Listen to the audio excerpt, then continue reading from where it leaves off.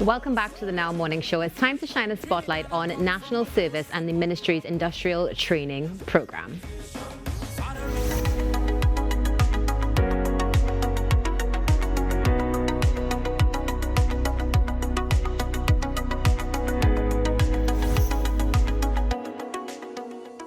This morning inside the Spotlight, we're going to feature the National Service and the Ministry's Industrial Apprenticeship Program.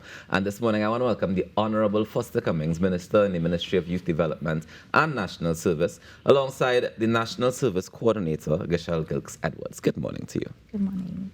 Good morning, August, and good morning to Trinidad and Tobago. How are we doing this morning? Very good, very good. Very happy to be here to talk about our youth development initiatives of the government. And we're really happy to have you guys on this morning again.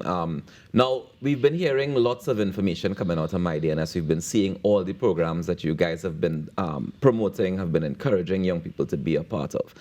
But for me, a lot of it falls under the youth development aspect of the ministry. Minister, I want you to just elaborate so far on what you feel accomplished about in these programs that you've been running. What gives me a great feeling about the future of Trinidad and Tobago is the interest shown by our young people in the work that the government has been doing. You know, we have rolled out agricultural programs, we've rolled out technical apprenticeship industrial programs, we've rolled out construction-related programs, energy sector-related programs, and in every instance, the interest is so overwhelming that we are unable to satisfy demand, which tells me that the young people of Trinidad and Tobago are very interested in their own development and that the negative really is in the minority. But notwithstanding that, we have to reach out to everyone. And the caravan program, for instance, as we go into communities and we get that one-on-one interaction, because other than that, you're talking to them on some sort of device. But when you go into the community and you interact with these young people one-on-one, and you see the interests, and those who have, those who have taken advantage of the programs come to you and say, thank you for the impact that this program has made on my life, then you know that the government is heading in the right direction. You know, I'm really interested more in that impact that you're speaking about, Minister. Let me jump across to you, Gachelle. Have you seen that impact directly, and what's some of the feedback you've been getting from young people? Because yes, the Minister's saying that they've made an impact. People saying yes, they've made an impact. But what has that impact been? So I would like to quantify that impact in terms of the response that we have received from these young persons, as Minister would have indicated, but we are now equipping these young persons for entrepreneurial development. We have seen these young persons access the grants, we have seen them take on the training so that they can start their own businesses, and we have seen them upskill themselves so that they can enter the job market. So the impact is real, it exists, and we've also seen these young persons continue to communicate with us the additional opportunities that they would like to see. All right, tell me a little bit about the national service aspect of things, Minister. In terms of our national service programs, what we are saying to Trinidad and Tobago is this: we cannot do this alone. We would like your cooperation and assistance in doing so. Some of you have been successful in life and you may want to give back. And therefore, what we are launching is a system where you can come into us and say, I am ready to give back. And that volunteerism will be required and necessary for us to promote a lot of the programs that we want to expand. So, you know, we have a suite of programs, and Mrs. Edwards manages about 17 of them. And all of those programs are designed with the intention of getting a more civic-minded and all-rounded citizen. Okay. As we take the youths into our confidence, we want to make sure when they exit our program that we're putting out there a more well-rounded citizen, someone who has Trinidad and Tobago's development at heart as well as their own personal development. And we have many programs. You will know about the CCC, the MyLat, the MyPart. We have GAP, RAP, all of these programs, Mrs. Edwards. All of the lovely acronyms. Yes. You know, Gachelle, I wanted to find out, though, in terms of, yes, we've seen lots of people signing up for them. Yeah. What is the completion rate looking like? Because I've been hearing rumors that people signing up because they want the stipend and then they're kind of dropping out along the way. What's the completion rate for these programs looking like? So usually when I hear a person say they've been hearing rumors, I ask them, where's the facts? And our attrition rate is really low at the Ministry of Youth because we have been able to provide these young persons not only with the technical skills and opportunities, but provide them with the resources that they need to complete the programs. So, for instance, many of our programs, especially those that span 1 year and more, we give them stipends to afford them the opportunity to be able to commute to and fro the location where the curriculum is being delivered. We give them opportunities for them to also have part-time curriculum delivery. So, for instance, the Youth Agricultural Homestead program, you can go to it after working hours digitally, online. But more importantly, as Minister would have indicated, this is our sustainable approach to youth development. So we are allowing these young persons to be able to not only prepare themselves, but also prepare future generations for what we want our Trinidad and Tobago to be in national service. So when you speak about the impact that we're having, it's not only an impact for today workers, it is also an impact for tomorrow that I won't be able to quantify for you. Of course, but yes, yet. But we will see it in time to come. But in terms of the impact for tomorrow, I'm really interested in, you know, as the ministry partnering with corporate entities to make sure that after we finish all these programs, when you complete these programs, where do you go? Do you have a job waiting for you? Do you have help from the ministry to secure a job? I'm glad you asked that, because we are currently very almost ready to take to Parliament a bill to deal with how do we sustain all of this. The Youth Development Agency of Trinidad and Tobago is going to be the umbrella agency that will manage and execute these programs on behalf of the ministry. It will have the ability to access international grant funding that is very available for youth development across the globe. In addition to that, it will also have the ability to engage corporate citizens to come on board, because as I said, this is something, you know, a lot of people complain about what is happening in the country, but we need everybody on board. Right. We need all hands on deck. When we talk about crime, we're not talking about arrest and detention and punishment. What we looking at is what is the root cause? How do we attack the root cause? And everybody has to be on board with that. What are you saying is the root cause then, Minister? Well, you know, as I said earlier this week, we grew up hearing from our grandparents and parents that idle hands are the devil's workshop, something along those lines. So when a lot of people have nothing to do, they did not equip themselves through the secondary school experience. In some cases, primary. And therefore, unable to attract jobs, unable to equip themselves to get into business or anything like that. And therefore, we have a category of young people that we refer to as NEET, N-E-E-T.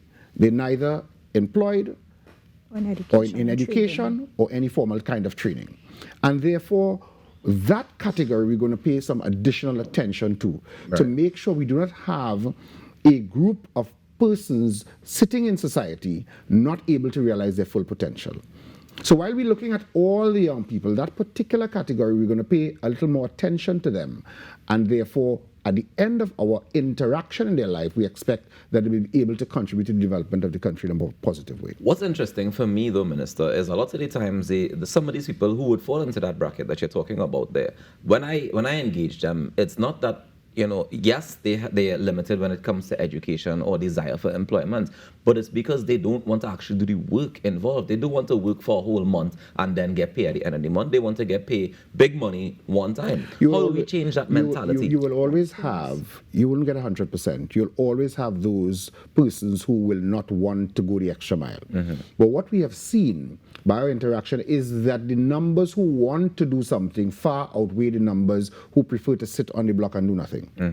And therefore, we are going to continue rolling out in different ways, because, you know, you have to communicate with them in the way that they will understand. Of course. So we have been out there and touching their lives and making sure that they understand the message and making sure that the programs are accessible to them. And therefore, we are very confident that we are making some headway.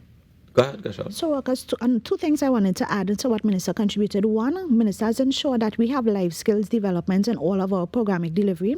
So we are also equipping these young persons not only with technical skills, but also soft skills for their development, so that mindset will be changed and crafted so that they understand the importance of doing the work and then getting the reward. And then secondly, immediately, we now have our industrial apprenticeship program, where we are now at the ministry allowing these young persons not only to get training, but to get the the hands-on experience with key agencies that is connected to their sector, where they've received the necessary training, so that they can get the actual experience, so they now have certification and experience to enter the workplace. Fantastic. And I love that you brought that up, because that kind of links to what you mentioned in terms of taking to Parliament for the Youth Development Agency, right? Yes. How is the Youth Development Agency, or the proposed Youth Development Agency, going to be different from the OJT program, for example? No, well, this is what we are doing is putting into legislation the umbrella agency that will be able to take on board all the government youth development programs, so you can reduce duplication and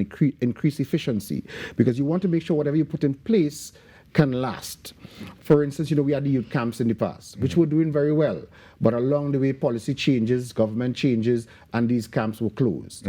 We are reintroducing the youth camps, so that agency will have a more holistic view of the whole problem and be able to run the thing in a more efficient way to make sure it can last. But that's not doubling up on the resources? No, it's not, because you may have in instances duplication taking place in different areas. So with the umbrella agency, they'll be able to streamline and make sure that we don't have that kind of duplication and make best use of our resources.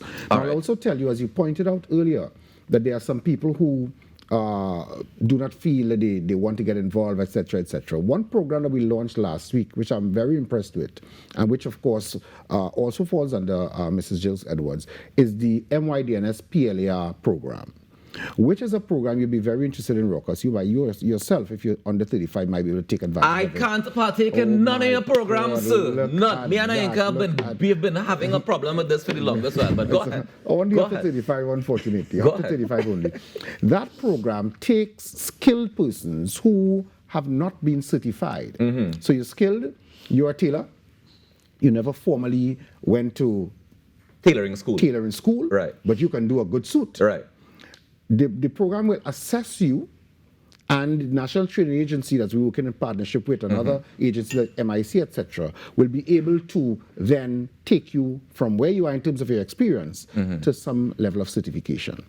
So you're now more equipped to either move into the job place, probably move up the islands and so forth, but you're now a certified professional.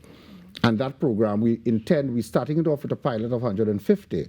And as it grows, we'll be able to expand the program such as that. We have tremendous interest in it, also from persons over 35. But that's a matter that we will discuss at the cabinet. How are we going to deal with the over 35 persons who still need to be qualified? You know about them, you just say fire for them. No, we're doing our job, and our job restricts us up to 35 years.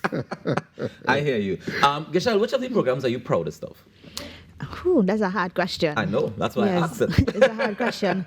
I definitely would like to say that the program that I'm really, really passionate about is our MyLAT program, because it really is equipping these young men to make some serious life-changing decisions. And MyLAT, that's our military-led academic training program. But no, I wanted to ask, as you mentioned that, what is the ratio like in terms of men and women who are applying to be a part of all 17 of the programs that you are responsible for? It has been a very balanced ratio, actually. Really? In our agricultural programs, which is usually, I would say, from in the past, predominantly a male engaged industry, we have almost 60 to 40 or sometimes 55 to 45% in terms of our admission into those programs. So we really have a really balanced scale in terms of our male to female ratio. Nice. I'm really, really happy to hear that. So we can look forward to a nice balanced future.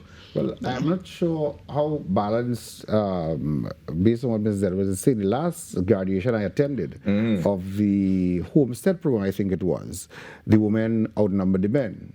And I had to say to the young men in the program and to those who were listening, pay keen attention. The ladies are certainly taking advantage of the opportunities, and you need to do more. As they did with Gates, as they did with everything else, and they've decided that you're going to take over the whole place. Here we have Gachelle. Yeah, clearly. Yeah.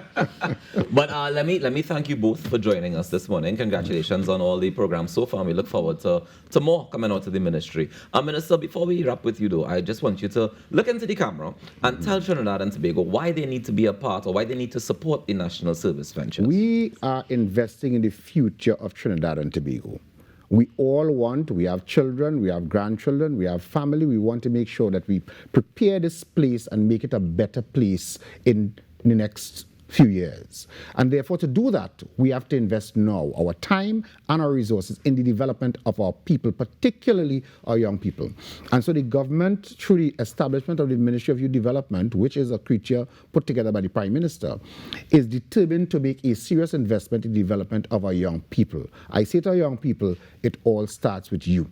We as the government, we can facilitate, we can create the environment, etc. But something in you must want to succeed, must want to be better, must want to be the best that you can be.